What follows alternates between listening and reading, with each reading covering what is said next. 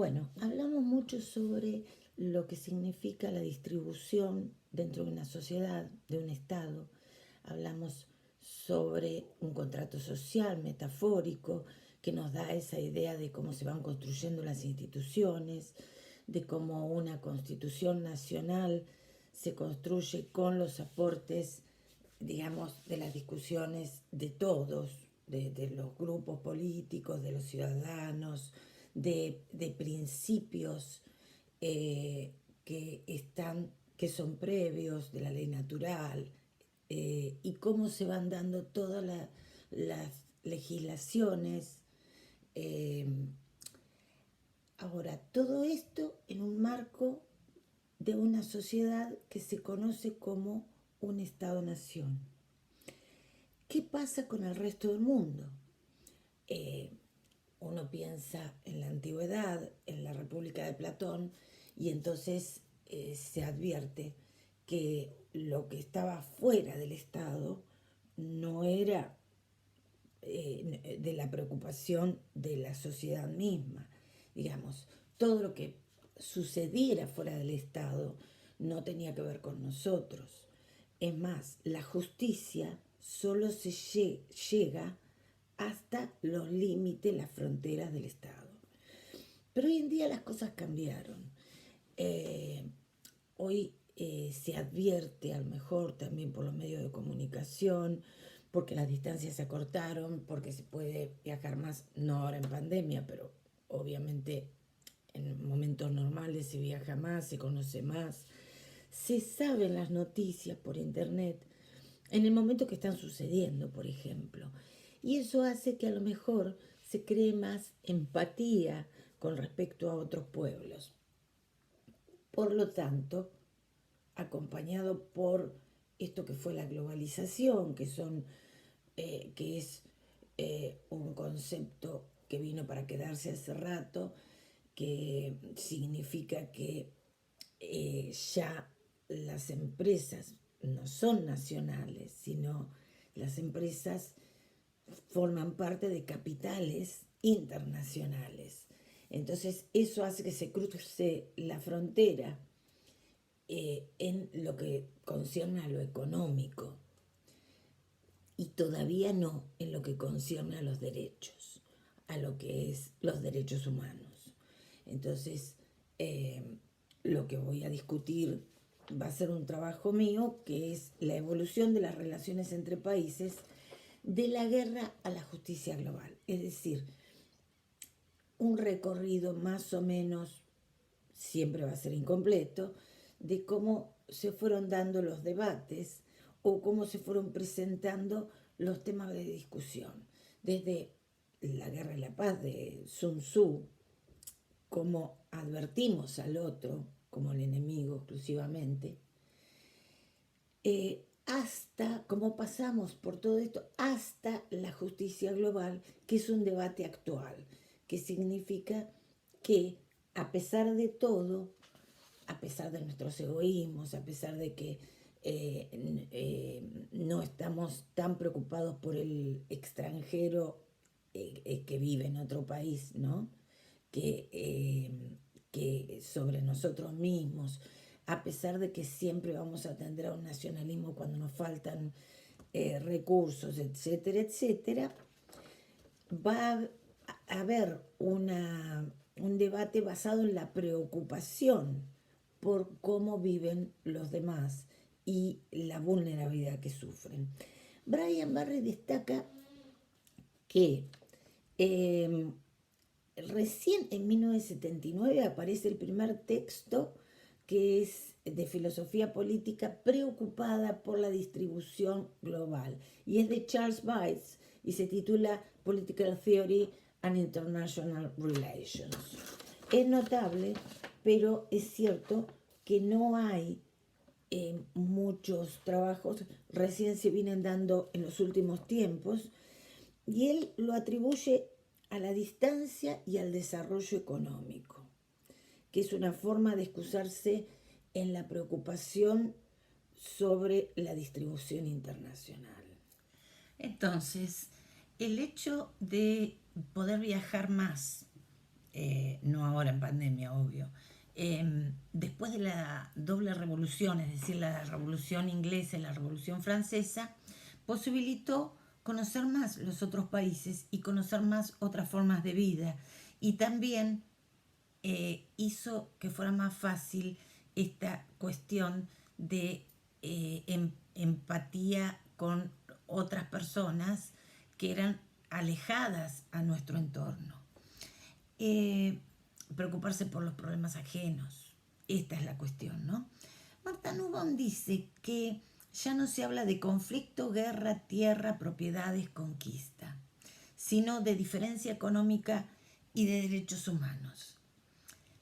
Es cierto que cambió el debate, es cierto que últimamente en las preocupaciones teóricas está más vigente la cuestión de que haya equidad en el mundo globalizado, ¿no? Y que hay más preocupación y más empatía hacia otros pueblos que están sufriendo o que no pueden quedarse en su propio país porque las condiciones no están dadas, porque no tienen la posibilidad de desarrollar una vida feliz en sus pueblos, en sus países, porque las desigualdades son muy grandes. Ahora, de cualquier manera, conflicto, guerra, no me parece que haya dejado de estar en el vocabulario. Y hay conflictos armados, hay guerras. Y esto lo estamos viendo ahora con Nagorno-Karabaj entre Azerbaiyán y Armenia. Con respecto a la tierra, ese es un ejemplo. Y también es un ejemplo el tema de Palestina, que es un país ocupado y aunque tiene su propio gobierno político, es un país ocupado por el Estado israelí. Y, por supuesto, ya no se habla más de conquista, pero sí hay algunos temas de discusión que subsisten. Por eso me parece interesante ver desde el principio, digamos, de las discusiones históricas, las relaciones entre países en diferente formato, como por ejemplo La guerra y la paz, el libro de Sun Tzu, que es de la China antigua, el de Maquiavelo, que los dos se llaman igual, coincidentemente, el arte de la guerra. ¿Qué significa la guerra? La guerra significa un juego de suma cero en términos de la teoría de los juegos. Es decir, hay alguien que es el vencedor y hay alguien que es el vencido. El que es vencido no toma nada. Todo se lo queda el ganador. El horror que lleva un enfrentamiento armado donde se pierden no solamente los territorios, sino vidas y vidas cercanas, vidas queridas. Entonces todo esto va a hacer que en un juego de suma cero el que pierde sea un peligroso futuro beligerante, es decir, es un enemigo. Ahí no hay ninguna relación o diálogo entre las dos partes. Samuel Griffith, con respecto al arte de la guerra de Sun Tzu, decía que para él la mejor política era atacar los planes enemigos y destruir sus alianzas. Se trataba de engañar al otro, combatir sin importar lo que le suceda, con violencia si es necesario. Aunque el propósito no era la violencia, porque no es una cuestión maniquea que hay buenos y malos, sino que lo que ellos intentaban era derrotar al pueblo enemigo y si era necesario la violencia, había que usarlo. Pero no era la intención la violencia en sí. Y en Maquiavelo ya él estaba pensando no solamente en ganar la guerra, sino en otras estrategias tácticas militares, y él insistía sobre el no uso de ejércitos mercenarios. Advierte que los mercenarios se podían ir con el que les pagara más, por lo tanto era importante un ejército del pueblo, una leva de ciudadanos nacionales que tuvieran lealtad hacia el soberano. En Maquiavelo, él estaba peleando la cuestión de Italia y pensaba que el otro, el enemigo, era el no italiano y estaba en contra del papado, los sacerdotes, porque los veía como demasiado ambiciosos, y eso le daba debilidad a la soberanía, a la unidad italiana. Esta cuestión de la que hablé del juego de suma cero es muy importante, porque si no hay en el medio una cuestión de diplomacia, de relaciones internacionales, de relación entre naciones, entre pueblos, ver lo que le pasa al otro y respetar sus derechos, sus libertades, entonces se transforma en una guerra sin fin, en una guerra que lo único que hace es que cada vez se vaya conformando un nuevo enemigo en frente a nosotros, que no forma parte de nuestra nación, de nuestro Estado, y que nos va a perjudicar en el futuro.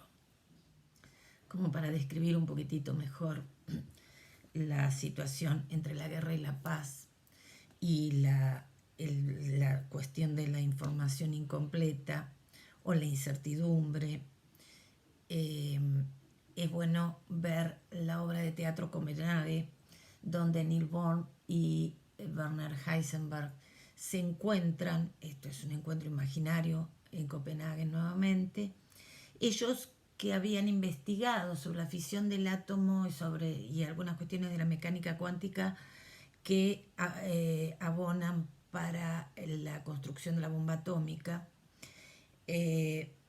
discuten o recuerdan ciertas cuestiones que tenían que ver con su historia personal, porque uno había sido director del otro, y plantean temas de la ética, pero además esto que a mí me sorprendió mucho, que es la postura de Heisenberg cuando él se queda investigando, dicen, en la Alemania, y él dice, el problema era que nosotros no sabíamos hasta qué punto estaba adelantada la bomba del otro lado, y qué pasaba si alcanzábamos a tenerla, porque él no era nazi, él era judío, pero lo que él dice en alguna parte de la obra es que si tiraban la bomba en Alemania iba a morir gente que él quería, su familia, sus vecinos, todo lo que había sido parte de su historia. Entonces queda como una discusión por darse, esta cuestión de la incertidumbre y pensar qué es lo que podría hacer el otro. Bueno, esta sería una primera parte del texto, porque no quiero hacer un video muy extenso, porque los videos muy extensos después resultan muy pesados. Voy a seguir con una segunda parte con la conquista española.